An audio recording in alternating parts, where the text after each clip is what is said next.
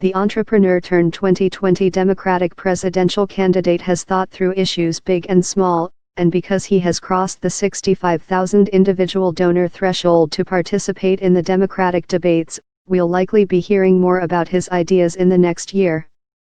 The American people are very smart, and they realize there are genuine problems that got Donald Trump elected and that we're in the midst of this incredible economic transformation, and no one's talking about it, says Yang. I think that's why my campaign has caught fire the last couple weeks. The 44-year-old Yang was born in Schenectady, NY, the son of Taiwanese immigrants. His father was a researcher at IBM, his mother a systems administrator at a local university. A product of the prep school and Ivy League pipeline, Yang briefly practiced law before becoming an entrepreneur. After launching a few startups with mixed success, Yang founded the nonprofit Venture for America, a fellowship program to place recent college graduates at startups and help them launch their own businesses. A self-described nerd who asks what better foil is there to Trump than an Asian man who's good at math, Yang has done his homework. He rattles off numbers, hard data, and statistical projections to enforce his policy positions, which are copious, to say the least.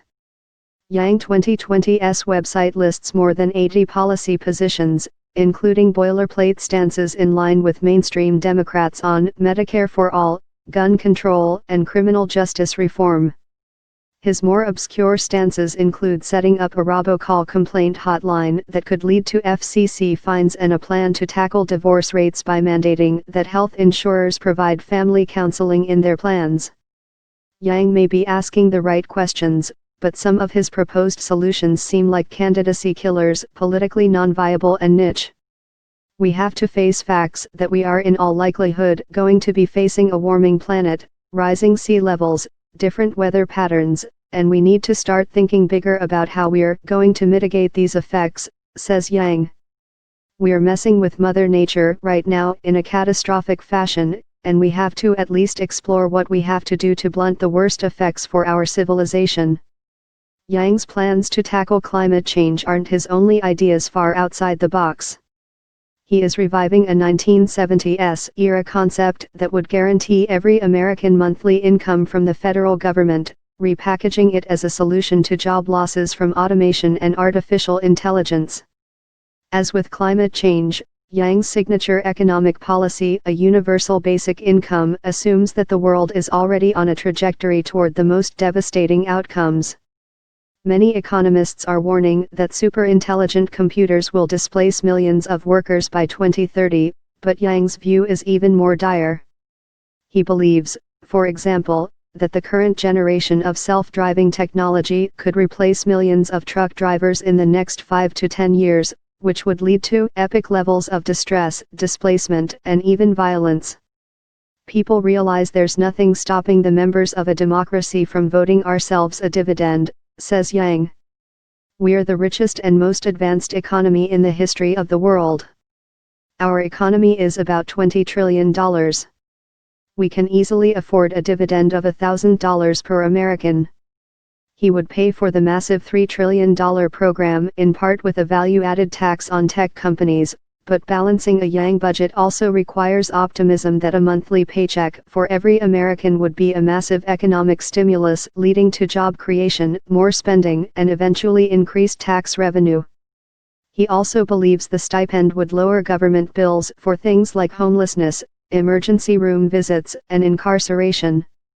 Watch video for more details of Yang's UBI plan. As hawkish as Yang is on the imminent dangers of automation, he is a foreign policy dove, and his Asian American identity seems to play into his nuanced view on the Trump administration's increasingly antagonistic relationship with China in the competition for cyber superiority. During a talk to members of the Asian American community earlier this year, Yang made an astounding assertion about the potential fallout from confrontation with China. We're probably one generation from Americans shooting up a bunch of Asians saying, "Damn the Chinese," because there's a giant Cold War with China. That's the great danger I fear my children are going to grow up in. Yang clarified his remarks in his News Pulse News interview, saying they were meant to motivate Asian Americans who have been politically disengaged. However, the comments are consistent with Yang's view that U.S. politicians are intentionally framing China as an antagonist, when it should be seen as a potential collaborator on big issues that cross national boundaries, including AI and climate change. While he acknowledges that China's pirating of intellectual property is costing U.S. businesses billions of dollars and must be resolved, he refutes the traditional American lens that has been if someone is rising we must be falling. The goal is not always to be ahead of China, says Yang. The goal is to be strong enough so that we can maintain a cooperative relationship with China as one of the leaders. Yang's worldview is at once fearful and optimistic. His policies are underpinned with an anxiety about present realities and a future when an explosion of AI-equipped automatons will deepen all the divisions in American society. In his mind, the election of Donald Trump was the beginning of the pitchfork and torch scenario, and his vision, as well as his presidential candidacy, is intended to head off the mobs at the pass.